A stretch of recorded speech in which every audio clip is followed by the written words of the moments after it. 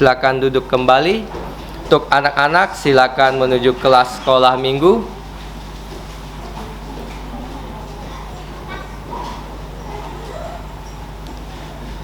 Selanjutnya kita akan mendengarkan firman Tuhan yang akan dibawakan oleh Gembala Sidang Pengabar Injil Peter Yoksan dengan tema Yesus diadili dengan tuduhan dan saksi palsu. Kepada hambanya kami persilakan. Mari kita melihat ayat dari ayat hafalan tadi, Markus 14 ayat 62. Jawab Yesus kepada mereka yang mengadilinya, "Aku adalah Dia, dan kamu semua di sini akan melihat Putra Manusia duduk di sebelah kanan Yang Maha Kuasa dan datang di tengah-tengah awan-awan di langit." Amin. Mari kita berdoa sebelum kita mendengarkan firman Tuhan.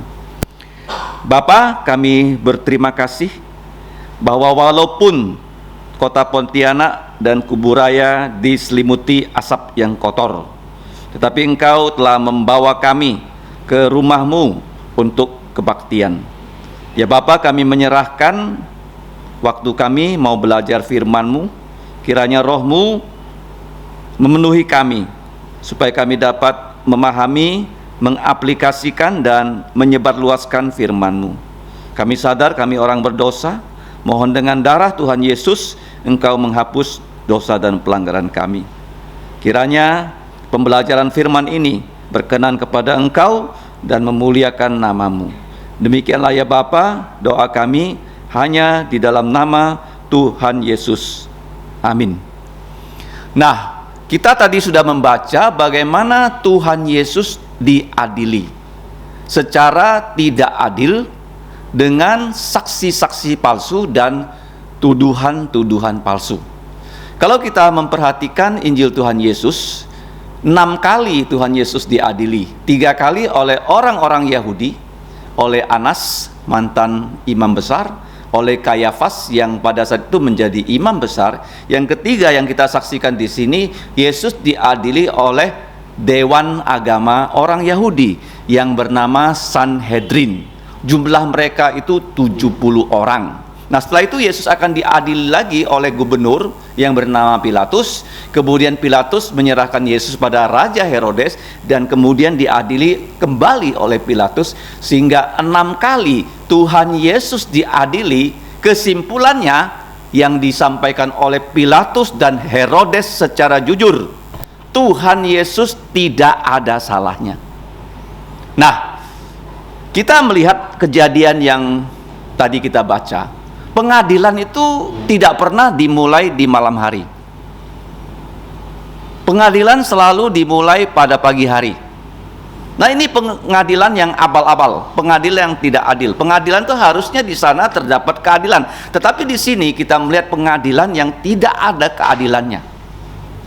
Dan yang mereka adili adalah Allah yang adil, yang tidak pernah berbuat salah. Nah, kenapa Yesus harus diadili secara maraton seperti itu?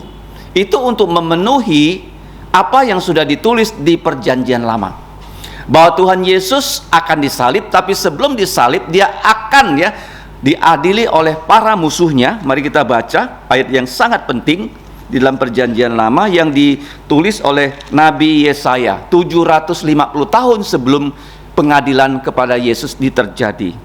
Yesaya 53, kita dapat membacanya berulang-ulang, tapi sekarang coba kita baca ayat yang ke-7. Dia dianiaya, tetapi ia membiarkan dirinya ditindas dan tidak membuka mulutnya. Nah, lihat ya, seperti anak domba yang dibawa ke pembantaian, seperti induk domba yang keluh tidak membuka mulut ataupun bisu di depan orang-orang yang menggunting bulunya, ia tidak membuka mulutnya. Jadi kejadian yang tadi kita baca itu penggenapan dari kitab Nabi Yesaya. Nah, apa yang kita bisa pelajari dari Injil Markus pasal 14 ayat 53 sampai ayat 65. Nah, pengadilan ini sudah direncanakan supaya mereka bisa menghukum mati atau membunuh Tuhan Yesus. Mereka sudah sangat marah kepada Tuhan Yesus karena mereka yang mengadili Tuhan Yesus adalah para ahli Taurat, para pemimpin agama Yahudi, imam-imam kepala, dan juga tua-tua bangsa Yahudi yang sering saya sebut nama mereka adalah pemimpin TAI. Nah, mereka sangat memusuhi Yesus dan sekarang mereka berhasil menangkap Yesus melalui pengkhianatan yang dilakukan oleh Yudas Iskariot. Sebenarnya mereka bukan berhasil, tapi Yesus sendiri yang menyerahkan dirinya supaya ditangkap. Nah, kenapa Tuhan Yesus menyerahkan dirinya untuk ditangkap? Karena di Alkitab kita sudah diberitahu bahwa hanya dengan pengorbanan Tuhan Yesus disalib di atas kayu salib, dosa-dosa manusia bisa dihapus. Nah, kalau terjadi pencemaran udara seperti saat ini, itu menyebabkan banyak orang jatuh sakit. Anak-anak jatuh sakit, orang-orang yang dewasa juga jatuh sakit. Kalau kita melihat telapak kaki kita, bukankah telapak kaki kita menjadi hitam? Semuanya menjadi hitam. Kenapa? Karena udaranya kotor. Dan kalau udara kotor, kita berdoa Tuhan kirimkan hujan selebat-lebatnya supaya semua kebakaran hutan dipadamkan oleh api, bukan dari api pemadam kebakaran, tapi oleh api yang Tuhan berikan dari langit. Tuhan kirim hujan seharian, beres itu pembakaran hutan. Nah, sedangkan kalau hidup kita kotor dengan dosa, bagaimana membersihkannya? Ada orang mengatakan, kamu berbuat baik, maka dosamu bisa dihapus. Tidak mungkin. Misalnya, saya membunuh satu orang, nyawanya sudah melayang. Kalau dia bapak, anaknya tidak punya bapak. Terus saya pergi ke kota lain, saya mencari uang, saya mendapatkan uang, saya berbuat baik, menyantuni orang sekolah, membangun jalan, rumah sakit. Apakah dosa saya bisa dihapus? Tidak mungkin. Dosa hukumannya hanya satu, kematian. Makanya Tuhan Yesus di sini sebelum dia mati, dia mengalami pengadilan yang paling tidak adil. Nah, kita mau belajar. Yang pertama, pengadilan yang tidak adil ini sudah direncanakan supaya hasilnya Yesus harus dihukum mati. Problemnya adalah orang Yahudi tidak bisa membunuh Yesus karena melanggar hukum. Pada zaman itu yang berkuasa, yang bisa menghukum mati manusia hanyalah pemerintahan Roma. Maka kalau kita lihat pengadilan itu harus dilaksanakan di malam hari supaya mereka punya kesepakatan bagaimana kemudian di pagi hari mereka membawa Yesus kepada Pilatus untuk ditekan Pilatusnya supaya Pilatus bisa menjatuhkan hukuman mati kepada Yesus. Dan hukuman mati yang dijatuhkan pada Tuhan Yesus bukan sembarangan hukuman mati. Kalau di zaman sekarang hukuman mati bisa dilakukan dengan suntik, bisa dilakukan dengan tembak, atau di ruang gas, atau dengan gantung. Tapi di zaman pemerintahan Roma, hukuman mati yang diadopsi adalah dengan disalib. Kenapa Yesus harus mati disalib? Karena dikatakan, terkutuklah manusia yang digantung di atas kayu salib. Tuhan Yesus menerima kutukan dosa-dosa kita supaya kita lepas dari semua kutukan. Pernah nggak kita bertanya, kenapa hidup kita tidak lepas dari problema? Karena kita hidup di dunia yang sedang Tuhan kutuk. Sering saya katakan bahwa Tuhan sudah mengutuk ular, satu-satunya binatang yang dicabut kakinya karena ular telah membohongi Hawa dan Adam. Kan tidak adil ya, semua binatang punya kaki. Kenapa ular tidak punya kaki? Yang kedua, kaum ibu kalau hamil sangat susah, melahirkan sakit, bahkan ada yang mati pada saat mereka melahirkan. Yang ketiga, pria harus bekerja dengan keras, mengeluarkan keringat, baru mendapatkan makanan untuk dirinya dan keluarganya. Yang keempat, tanah di Taman Eden waktu Adam dan Hawa belum jatuh dalam dosa, semua yang mereka makan tidak perlu ditanam, tumbuh otomatis. Coba kalau ada tanah, katakanlah 10 meter persegi, semua yang bisa dimakan manusia tidak usah tanam, tumbuh otomatis. Jeruknya otomatis di situ, kangkungnya otomatis, bayamnya otomatis, cabenya otomatis, nggak ada penyakit lagi. Langsung masa panennya bisa dipanen. Pasti tanah itu mahal. Tanah seperti itu ada taman di Taman Eden.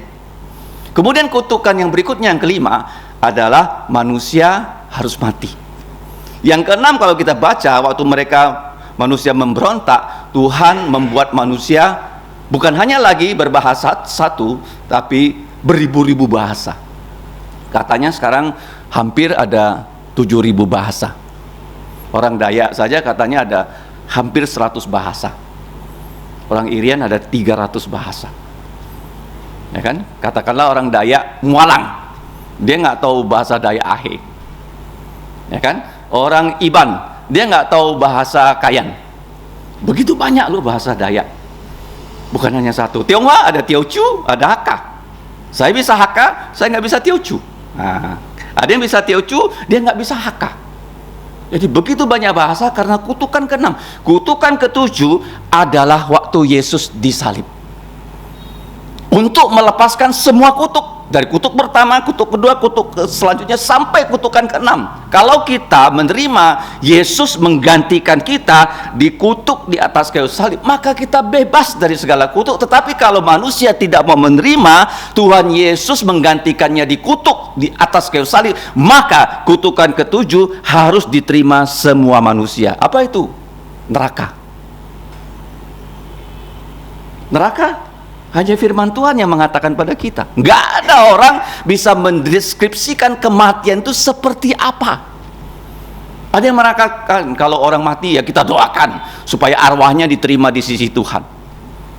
Padahal kalau kita baca Alkitab, orang harus percaya Yesus selama dia masih bernafas. Dia sendiri percaya Yesus, maka dia bisa diselamatkan. Tidak ada orang yang bisa mendoakan orang mati sehingga orang mati itu bisa diterima di surga. Begitu dia mati, kalau dia tidak percaya Yesus, dengan terpaksa loh Tuhan lempar rohnya ke dalam neraka yang ulatnya tak akan mati, apinya tidak akan padam. Di situ dihukum sendirian-sendirian, tidak ada kawan. Nah, Yesus harus disalibkan pada keesokan harinya. Dan peristiwa ini sudah diatur oleh Tuhan loh. Manusia harus menjalankannya. Dan orang-orang yang jahat yang mengadili Tuhan Yesus, mereka menuduh Yesus dengan semua tuduhan, dan semua tuduhan itu adalah palsu. Dan kesimpulan mereka, Yesus harus dihukum mati. Nah, bagaimana mereka bisa sepakat? Karena kesaksian-kesaksian mereka tidak ada yang sepakat. Jadi waktu Yesus tidak menjawab sama sekali ketika dituduh, kemudian imam besar bertanya pada Yesus. Mari kita lihat. Imam besar itu bertanya, tidakkah engkau, ayat 60, memberi jawab atas tuduhan-tuduhan saksi-saksi ini terhadap engkau? Tetapi Tuhan Yesus tetap diam dan tidak menjawab apa-apa. Nah, kemudian dari mulut imam besar keluar kata-kata. Imam besar itu bertanya kepada Yesus satu kali lagi. Nah, apakah engkau Mesias?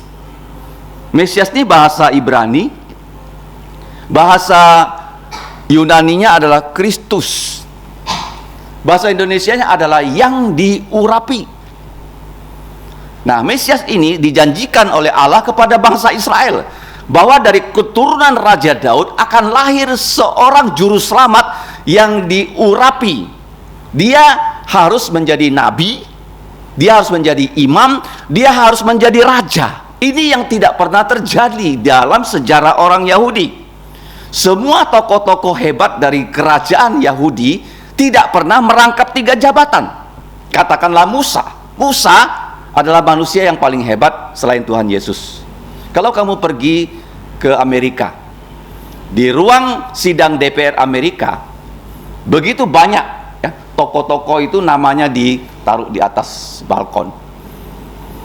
Kamu tahu nggak, presiden waktu dia berpidato, di belakangnya itu adalah namanya Musa. Kenapa Musa? Karena Musa adalah tokoh yang diikuti oleh orang Israel, ya, dan juga oleh semua manusia di dunia ini. Kenapa? Karena dia memberikan kita hukum, dan hukum Musa itu mempengaruhi hukum Roma mempengaruhi hukum Eropa mempengaruhi hukum Indonesia. Itu Musa. Tapi Musa, dia adalah nabi, dia adalah imam, dia bukan raja. Daud, dia adalah nabi karena Tuhan melalui Daud menulis banyak mazmur. Dia adalah raja, dia bukan imam. Ya kan? Tidak satu pun yang merangkap 3 jabatan. Tapi Yesus, ya, waktu dia datang melayani, dia mengatakan dirinya Kristus. Nah, Kristus itu dia adalah manusia, tapi dia sekaligus adalah Allah. Makanya waktu ditanya, apakah engkau Kristus, ya, putra dari yang terpuji. Kata yang terpuji ini adalah nama dari Allah. Orang Yahudi tidak berani menyebut nama Tuhan. Mereka akan menggantikan nama Tuhan Yehova dengan gelarnya Blessed. Karena untuk kita juga, ya, kita nggak berani menyebut nama ayah kita, ya kan? Nggak ada orang timur yang memanggil ayahnya dengan namanya. Jadi apakah engkau putra dari Tuhan? Nah, ini pertanyaan yang sangat penting, ya. Dan Yesus menjawab, tadi kita sudah menghafal, jawab Yesus, aku adalah dia. Aku adalah putra dari Yehova. Nah, kalau kita lihat di Alkitab Perjanjian Baru, pengajaran Tuhan Yesus sebagai putra Allah itu disampaikan oleh siapa? Pertama kali. Siapa? Waktu Yesus mau lahir, diberitakan bahwa Yesus adalah Tuhan. Mari kita lihat malaikat yang menyampaikannya. Kita baca Lukas pasal 2 ayat 11. Ayat ini tidak boleh kita tidak ingat, ya. Lukas 2:11. Saya akan bacakan untuk kita semua. Hari ini telah lahir untuk kamu juru selamat. Ini namanya Yesus, ya, yaitu Kristus Tuhan Yehova di kota Daud. Jadi yang lahir ini dia adalah Tuhan, tapi dia bukan Bapa, tapi dia adalah Putra. Karena Tuhan itu satu, 3 pribadi, Bapa, Putra, Roh Kudus. Nah, kapan, ya, pernyataan itu dikukuhkan? Jadi waktu Yesus dibaptis, kita buka Injil Matius pasal 3. Di situ waktu Yesus dibaptis ada kesaksian dari Allah Bapa. Injil Matius pasal 3 ayat yang ke-17. Lalu terdengarlah suara dari sorga yang mengatakan, inilah putraku. Jadi Bapa berkata, inilah putraku. Jadi Bapa itu Allah Bapa berkata kepada kita, inilah putraku yang kukasihi, kepadanya aku berkenan. Jadi kita mengerti, ya, bahwa Yesus adalah putra Allah dari pernyataan Allah sendiri. Itu satu, ya. Yang kedua, kalau kita lihat pengakuan dari murid Yesus bahwa dia adalah putra Allah. Mari kita baca Matius 16:16. 16:16, ya. Pengakuan dari mulut Petrus. Jawab Simon Petrus, engkau adalah Mesias. Nah, ini kan Kristus yang diurapi. Nabi, imam raja, nah, putra Allah yang hidup. Ini pengakuan dari Petrus. Nah, selanjutnya kalau kita mau melihat, ya, apakah pengakuan ini hanya dari Allah Bapa, dari Tuhan Yesus yang punya murid yang bernama Petrus, itu karena Allah Bapa yang memberitahukan kepada Petrus, tetapi waktu Tuhan Yesus mengusir roh jahat juga dengan terpaksa mengaku bahwa Yesus adalah putranya Allah. Nah, kalau kamu bisa baca, ya, waktu Yesus, ya, mengusir roh jahat, menyembuhkan orang yang kerasukan setan, maka kita tahu setan-setan itu mengatakan engkau adalah putra dari Allah yang maha tinggi. Jadi pengakuan Allah Bapa, pengakuan Petrus, pengakuan dari roh-roh jahat. yang kenal dengan Tuhan Yesus, karena Tuhan Yesus mengusir mereka dari sorga dan roh jahat itu sekarang ada di angkasa. Jadi itu pengakuannya. Nah, sedangkan kalau kita lihat teks yang tadi kita baca, para orang Yahudi yang tidak percaya Yesus, mereka tidak mengakui. Bukan hanya tidak mengakui, siapa lagi yang tidak mengakui? Kalau kita membaca waktu Yesus dicobai dalam Matius 4, mari kita buka lagi. Iblis pun dia tidak mau mengakui Yesus adalah putra Allah, supaya manusia jangan percaya kepada putra Allah yang telah menjadi putra manusia sehingga kita bisa diselamatkan. Mari kita lihat dalam pencobaan pasal 4 Injil Matius ayat ketiga. Lalu datanglah si pencoba itu dan berkata kepadanya, kepada Tuhan Yesus, jikalau engkau adalah putra Allah, perintahkanlah supaya batu-batu ini menjadi roti. Jadi jelas ya, bahwa yang percaya Yesus mengaku Yesus sebagai putra Allah, tapi yang tidak percaya Yesus seperti roh jahat dengan terpaksa mengaku. Tapi di sini setan dia mau mencobai Tuhan Yesus. Dan waktu Tuhan Yesus disalib sama saja, dia juga diejek. Kalau engkau putra Allah, turunlah dari salib, maka kami akan percaya kepada engkau. Jadi yang percaya, percaya. Yang tidak percaya, mereka mengejek dan mencobai Yesus. Nah, waktu Tuhan Yesus disalib, mari kita lihat dalam Injil Markus. Manusia yang menyaksikan bagaimana Tuhan Yesus itu mati, dalam pasal 15, kepala pasukan itu dia mengatakan ya kepada kita bahwa Tuhan Yesus adalah putra Allah. Injil Markus 15 ayat 39. Ini pengakuan harus keluar dari mulut kita ya, supaya kita bisa diselamatkan. Markus 15:39. Waktu kepala pasukan yang berdiri berhadapan dengan dia, dengan Yesus, melihat matinya demikian, berkatalah ia, sungguh orang ini adalah putra Allah.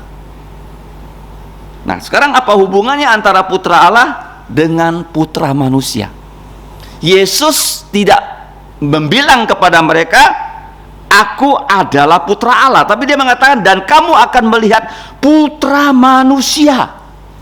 Nah, putra Allah adalah Yesus pribadi yang belum menjelma menjadi manusia. Kalau dia ada di sini, kita nggak bisa melihat dia di zaman perjanjian lama, kecuali kalau dia menampakkan diri sebagai malaikat, orang bisa melihat dia, karena dia adalah roh.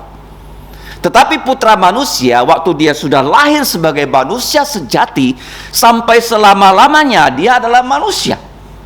Nah, bagaimana kita mengenal putra Allah yang telah menjadi putra manusia? Dia adalah singa dari suku Yehuda. Dia adalah raja orang Yahudi. Dia adalah budak. Injil Markus. Ini Injil Matius, ini Injil Markus. Injil Lukas dia manusia sejati. Injil Yohanes dia adalah Allah atau Tuhan. Jadi Injil Matius, Markus, Lukas memberitahukan kita siapa Yesus. Tadi pagi kita belajar di gereja, Yesus yang dilihat oleh Yohanes di dalam Wahyu pasal 1 ayat 1 sampai 16, jubahnya, rambutnya, wajahnya, matanya, mulutnya, tangannya, dan kakinya. Sudah kita pelajari tadi pagi. Nah, sekarang kita lihat, Yesus berkata, putra manusia duduk di sebelah kanan yang maha kuasa. Kapan itu terjadi? Waktu Yesus naik ke sorga. Waktu dia naik ke sorga, dia duduk di sebelah kanan Allah. Makanya kalau orang mati, kita nggak mengatakan, oh dia sudah diterima di sisinya Allah. Kurang ajar. Saya bisa nggak di sisi Pak Jokowi? Kira-kira pernah nggak kamu lihat saya di sisinya Pak Jokowi? Nggak kan? Siapa yang pernah di sisi Allah? Hanya Tuhan Yesus loh. Jangan sembarangan kita ikut kata-kata yang beredar di dunia ini. Nggak ada orang di sisi Allah. Musa tidak di sisi Allah, Daud tidak di sisi Allah. Mereka semua di kakinya Allah, sujud kepada Allah. Jadi Yesus berada di sebelah kanan Allah. Kenapa dikatakan di sebelah kanan? Karena semua kuasa sudah diberikan pada Yesus waktu dia sudah bangkit dari kematian. Ini kata-kata yang penting ya. Mari kita baca dalam Amanat Agung Injil Matius 28 ayat 18. Yesus mendekati mereka dan berkata, "Kepadaku telah diberikan segala kuasa di surga dan di bumi." Nah, di bumi ini kuasa apa yang berada di tangan Yesus setelah dia bangkit dari kematian? Itu adalah namanya maut. Sebelum dia bangkit dari kematian, dia tidak pernah berkata segala kuasa di bumi sudah di tangan dia. Tidak. Karena dia harus mati, dia harus bangkit dari kematian, baru maut tidak berkuasa atas Yesus dan tidak lagi berkuasa kepada manusia yang hidupnya sudah dibasuh dengan darahnya Yesus. Jadi istilah putra manusia, kalau kita baca perjanjian baru, itu dipakai 88 kali. 88 kali. Di Injil Markus yang singkat itu 14 kali. Nah, sedangkan kita simak di pasal 14 saja, kata putra manusia itu diulang-ulang. Mari kita lihat ya. Yesus memperkenalkan dirinya sebagai putra manusia, ayat 21. 14:21. Putra manusia memang akan pergi sesuai dengan yang ada ditulis tentang dia, akan tetapi celakalah orang yang olehnya putra manusia itu diserahkan, adalah lebih baik untuk orang itu sekiranya ia tidak dilahirkan. Ayat 21. Kemudian ayat yang ke-41. Kemudian ia kembali ketiga kalinya dan berkata kepada mereka, "Tidurlah sekarang dan istirahatlah, cukuplah. Saatnya, jamnya sudah tiba," ya, bukan saatnya, jamnya sudah tiba. "Lihat, putra manusia diserahkan ke tangan orang-orang berdosa." Jadi di pasal 14 ini begitu banyak Yesus memperkenalkan dirinya sebagai putra manusia. Kenapa begitu? Karena putra Allah menjelma menjadi putra manusia. Dalam bahasa Ibrani-nya itu Bene Adam, supaya dia bisa mewakili manusia, satu, menjalankan seluruh hukum Taurat. Nah, orang Kristen seringkali kurang paham. Kita hanya paham, oh, kenapa kita diselamatkan? Karena Yesus mati untuk dosa saya. Itu betul, tapi itu masih 50%. Sebelum Yesus mati, dia menjalankan seluruh hukum Taurat tanpa cacat, tanpa celah. Yesus adalah satu-satunya manusia yang hidup di muka bumi tanpa ada dosa. Dia menjalankan seluruh hukum Taurat. Kalau kita lihat sebagai keturunan Abraham, pada hari ke-8 dia disunat. Ya kan? Sering saya katakan sunat merupakan rahasia. Orang tidak tahu kenapa sunat harus hari ke-8 untuk orang Israel. Sedangkan orang Arab sunatnya itu umur belasan tahun. Ada satu dokter di Inggris, dia meneliti darahnya manusia. Baru dia tahu kenapa sunat aman di hari ke-8. Karena bayi, darah mereka pada usia 1 tahun, pembekuannya belum bagus. Hari kedua lebih bagus, ketiga lebih bagus, sampai hari ke-8 pembekuan darah bayi sama dengan orang dewasa. Jadi waktu disunat pada hari ke-8 itu aman. Makanya kalau kita pergi ke rumah sakit, kalau lahir anak laki-laki, kita punya uang untuk menyunatkan anak laki-laki, kita minta dokter bedah ahli anak untuk menyunat anak yang masih kecil, dia akan pilih hari setelah hari ke-8. Tapi sebelum disunat oleh dokter ahli bedah anak, dia akan memeriksa darah anak dulu. Kalau darahnya sudah bisa menggumpal, baru kira-kira hari ke-11, 12 dia adakan penyunatan. Jadi bukan 11 tahun, 12 tahun seperti orang Arab, tapi seperti Yesus hari ke-8. Waktu Yesus mati, dia juga memenuhi hukum Taurat. Karena Yusuf sudah mati, adik-adik tirinya belum sungguh percaya pada dia, dia dengan terpaksa menyerahkan ibunya Maria kepada Yohanes. Jadi dia melaksanakan hukum yang kelima. Hormatilah ayahmu dan ibumu, supaya umurmu panjang di tanah yang Tuhan telah berikan pada engkau. Jadi putra Allah sudah menjadi putra manusia untuk apa? Untuk mentaati seluruh hukum Taurat, supaya dia bisa menjubahkan kepada kita yang namanya jubah keadilan. Apa itu keadilan? Keadilan itu adalah seluruh hukum yang dijalankan dengan sempurna. Ya, negara kalau mau maju, hukum-hukumnya harus dijalankan dengan sempurna. Kita lihat saja ya, negara yang lebih maju daripada Indonesia, mereka adalah negara-negara yang lebih taat hukum daripada Indonesia. Contohnya Singapura, contohnya Hong Kong.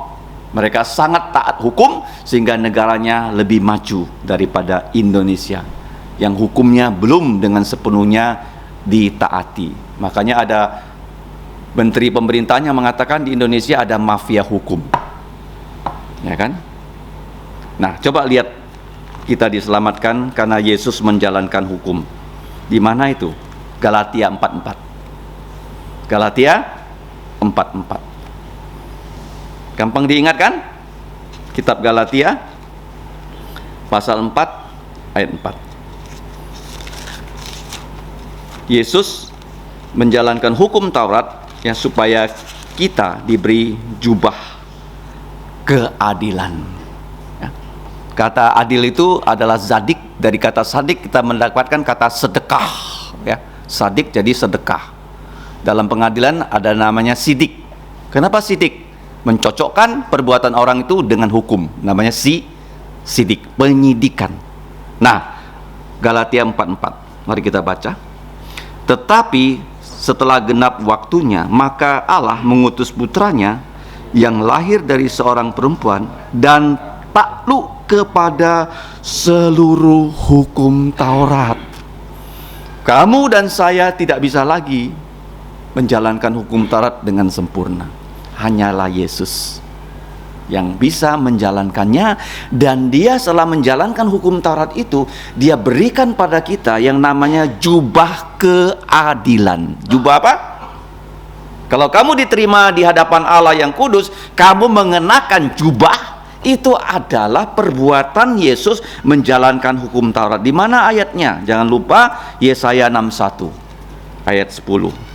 Mari kita baca. Dalam Yesaya, terjemahan bahasa Indonesianya ada sedikit yang kurang karena menggunakan kata kebenaran. Sebenarnya bukan kebenaran tapi jubah keadilan. Aku bersukaria, Yesaya 61:10, di hadapan Tuhan jiwaku bersorak-sorak di dalam Allahku, sebab ia mengenakan pakaian keselamatan kepadaku dan menyelubungi aku dengan jubah keadilan. Ganti ya kata kebenarannya dengan keadilan. Sadik, bahasa Ibraninya zadik, dari kata sadik kita dapatkan kata sidik, kita dapatkan sedekah. Kenapa sedekah? Sedekah itu artinya kalau saya dapat banyak berkat, saya bagi dengan orang, saya tidak kekurangan karena saya kelebihan. Itu namanya sedekah. Adil, adil. Nah, kita diberi jubah keadilan karena Yesus menjalankan seluruh hukum Taurat. Yang pertama kita lihat Yesus diadili dengan tidak adil. Karena dia pada keesokan harinya harus diadili oleh Pilatus, Herodes dan Pilatus lagi, dan dia disalib pada hari Jumat. Jam berapa dia disalib? 9 pagi. Itu persis di perayaan Paskah loh. Jadi Paskah Yesus disalib karena apa? Anak-anak domba yang orang Israel sembelih, darahnya dioleskan di ambang pintu, tidak bisa menebus dosa. Saya seringkali mengatakan di Alkitabnya ada 7 Paskah yang signifikan. Keluaran 12, mereka pertama kali merayakannya di Mesir. Bilangan 9, mereka sudah sampai di kaki Sinai, mereka merayakan Paskah yang signifikan. Yang ketiga, Yosua, sebelum masuk ke tanah perjanjian, generasi yang pertama sudah mati, sekarang generasi yang baru di Yosua pasal ke-5. Sebelum mereka Paskah, mereka disunat dan kulit katanya itu ditumpuk menjadi sebuah gunung.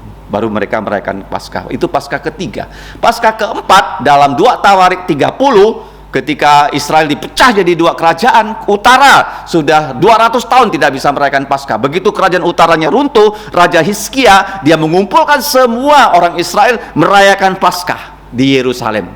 2 Tawarik pasal 30. Paskah signifikan yang keempat. Paskah signifikan yang kelima adalah 2 Tawarik 35. Di zamannya Yosia terjadi reformasi. Kemudian Paskah signifikan yang keenam di zamannya Ezra.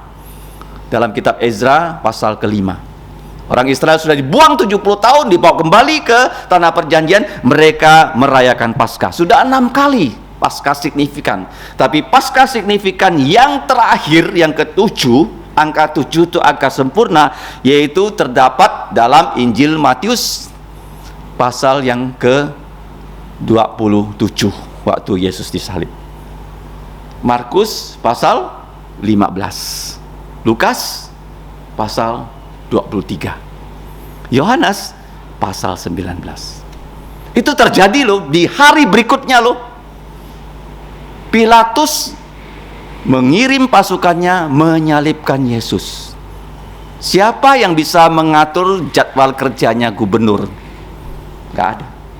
Tapi di sini karena harus digenapi, Yesus diadili, bahkan dipaksa oleh orang Yahudi yang sebelumnya berteriak Hosana, Hosana, Hosana. Sekarang mereka kompak berteriak salibkan dia, salibkan dia.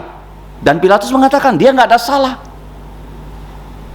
Terus mereka bilang, darahnya Yesus tanggungkan kepada kami dan kepada generasi-generasi kami. Kalau kamu lihat ya, setelah itu kerajaan Israel diruntuhkan tahun 70 dan mereka disebar ke seluruh dunia. Baru tahun 1948 mereka dikumpulkan kembali untuk ya menjadi sebuah bangsa. Tapi mereka tetap menantikan Mesias, Raja yang akan datang menyelamatkan kita. Jadi kita lihat pelajaran yang terakhir. Kenapa kita tahu mereka sudah sepakat sebelum pengadilan itu mereka lakukan? Kalau kita baca di Markus 14 bagian yang terakhir, ayat 64 dan 65. Nah, di situ dikatakan bahwa Tuhan Yesus ya, setelah mereka sepakat dengan kata-kata yang diucapkan oleh imam besar, untuk apa kita perlu saksi lagi? Kamu telah mendengar hujatnya terhadap Allah, bagaimana pendapat kamu? Lalu dengan suara bulat, satu, mereka memutuskan bahwa Yesus harus dihukum mati. Yang kedua, mereka meludahi Yesus. Yang ketiga, mereka menutup wajah Yesus. Dan keempat, mereka memukul Yesus dan bertanya pada Yesus. Yang kelima, siapa yang memukul kamu? Kemudian kita lihat ya kalimat terakhir, malah pengawal-pengawal pun sekarang memukul Tuhan Yesus. Dan Tuhan Yesus ya mengatakan kepada mereka bahwa kamu semua satu saat akan melihat ya kedatangan Putra Manusia, ya, karena dia duduk di sebelah kanan Allah dan dia akan datang di awan-awan. Ini kalimat ini begitu penting loh. Bisa nggak ya kita itu datang di awan-awan? Kapan ya Yesus akan datang di awan-awan? Yaitu waktu Yesus datang kedua kali. Dia sudah naik ke sorga dan murid-muridnya melihat ya Yesus naik ke sorga sampai tidak bisa melihat lagi, ditutup dengan awan. Dan pada saat itu malaikat berkata kepada orang Galilea, mereka akan melihat Yesus yang naik ke sorga dengan cara itu, dia akan datang dengan cara yang sama. Yesus akan datang di dalam awan-awan. Untuk apa? Satu kali dia menjemput orang yang percaya, kedua kali dari awan-awan dia akan turun ke Bukit Zaitun, tempat dia naik ke sorga untuk menyelamatkan bangsa Israel yang akan diserang oleh seluruh dunia.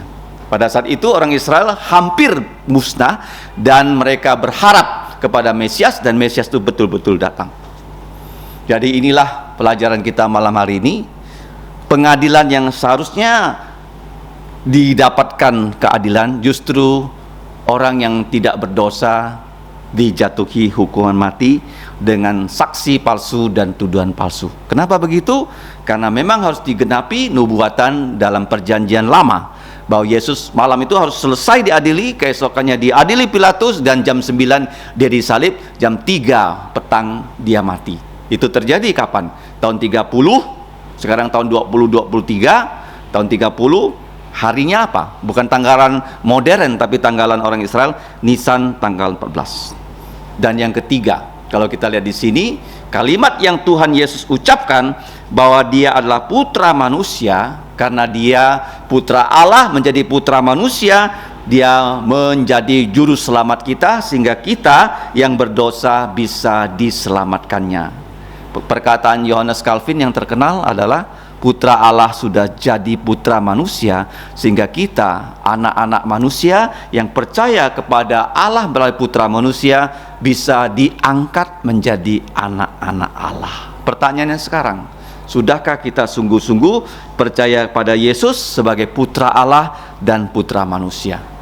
Sebagai putra manusia, dia sudah mati untuk dosa kita, dan dia bukan hanya mati, tapi dia bangkit dari kematian, dan dia sudah menampakkan diri, dan dia sekarang ada di sorga di sebelah kanan Allah, menunggu saatnya kembali untuk memberikan kita tubuh yang mulia. Nah, itu yang semua kita nantikan loh, tubuh mulia loh. Yesus segera datang.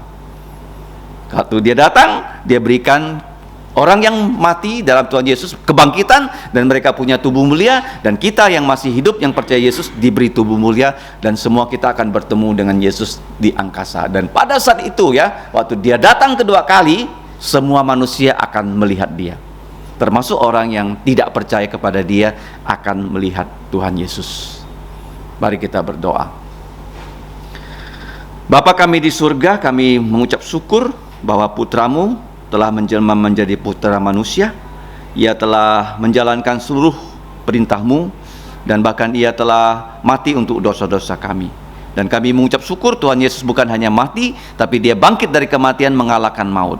Dan dia sudah naik duduk di sebelah kananmu, dan sebentar lagi dia akan datang. Tolonglah kami ya Bapa yang sudah belajar kebenaran firman-Mu ini, sehingga kami bukan hanya percaya, tapi kami mau juga memberitahukan orang yang belum percaya pada Tuhan Yesus. Demikianlah doa kami ya Bapa, ampunilah dosa kami. Dalam nama Tuhan Yesus kami mengucap syukur dan berdoa. Amin. Kita bangkit berdiri, mari kita memuji pujian kita yang terakhir, nomor 109. Mari tuturkan kisah Yesus. 109.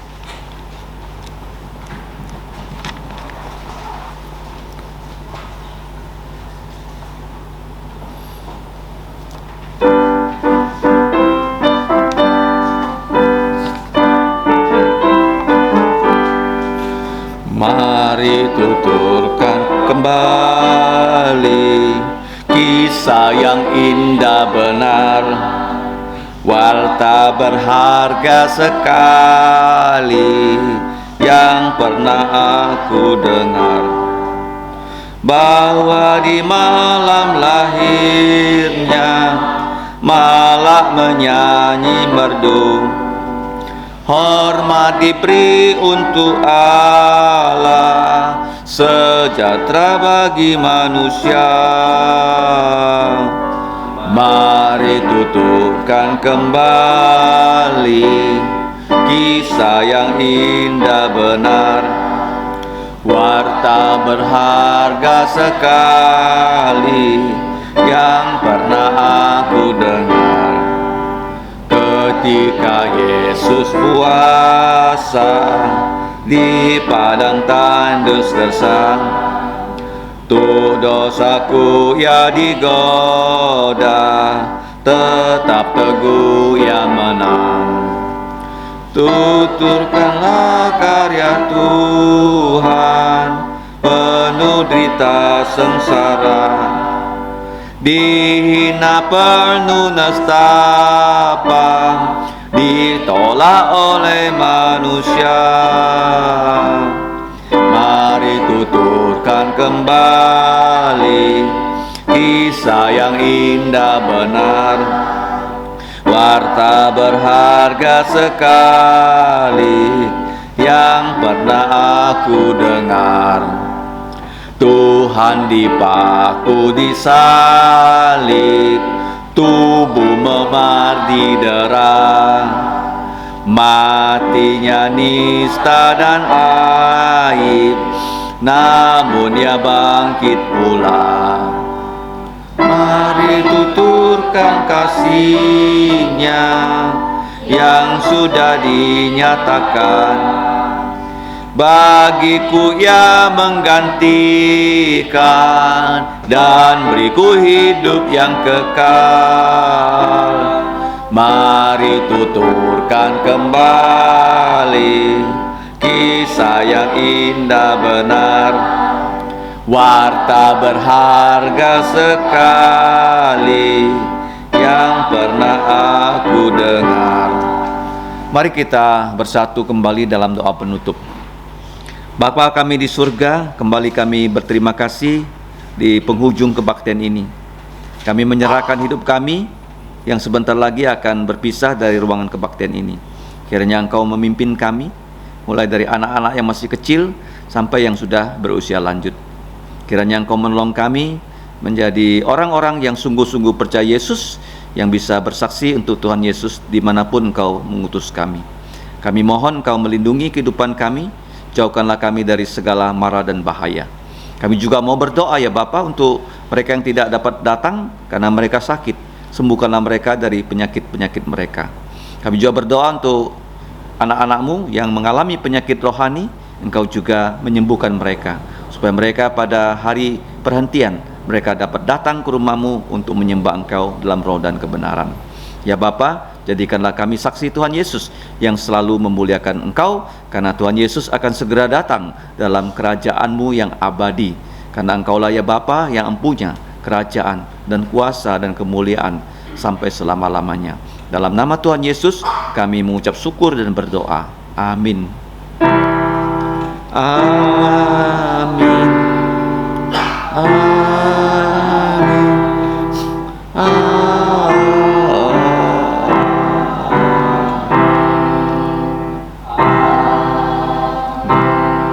Silakan duduk, doa teduh. Tuhanmu memberkatimu dan melindungimu.